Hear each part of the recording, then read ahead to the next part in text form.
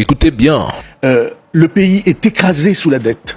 On produit 50 milliards de richesses chaque année, nouvelles, et chaque année nous augmentons le déficit de 150 milliards. Quelle famille, quelle entreprise, quel garage ou quelle association peut réussir à vivre en créant chaque année 3 fois plus de déficit qu'il n'a de ressources? Dites pas mais. Non, mais il n'y a pas de c'est mais. parti. La situation du pays, elle s'aggrave chaque année de manière insupportable.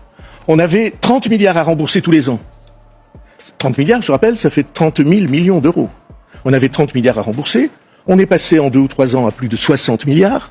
On va atteindre 75 et la Cour des comptes dit plus de 100 milliards en 2029. Personne ne nie ce constat, monsieur. Si, et si on crée le chaos aujourd'hui, encore une fois, qui vont être les victimes? C'est les plus jeunes des Français. C'est eux qui sont les victimes. C'est eux qui devront payer la dette pendant toute leur vie. Et on a réussi à leur faire croire qu'il fallait encore l'augmenter. Le peuple veut la démission du président Macron si Bayrou se fait éjecter le 8 septembre, oubliant que le président Macron se moque. Le système est conçu pour ne pas changer.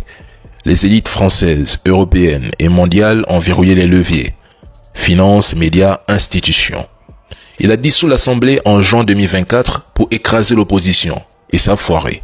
Au résultat, un parlement ingouvernable, Bayrou en premier ministre fantoche et un pays au bord de l'implosion sociale avec le mouvement bloquant tout prévu pour le 10 septembre. Le président Macron n'est pas juste un président impopulaire. Il n'a pas de vision pour la France, mais pour l'agenda mondialiste.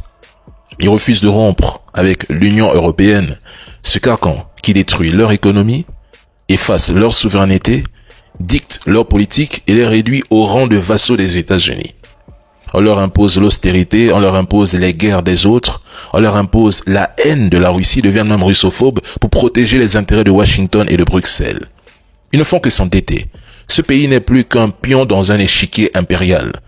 Déjà 5 premiers ministres ont été éjectés ou ont sauté sous le président Macron. Bayrou risque d'être le 6e.